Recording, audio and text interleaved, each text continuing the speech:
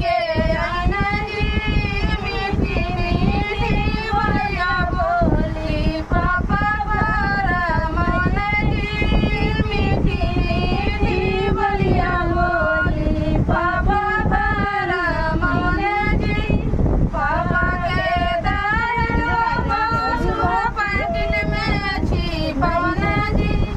मंडप में आके बासुर दादा मंडप में आके बासुर दाता जी अरना जी हमने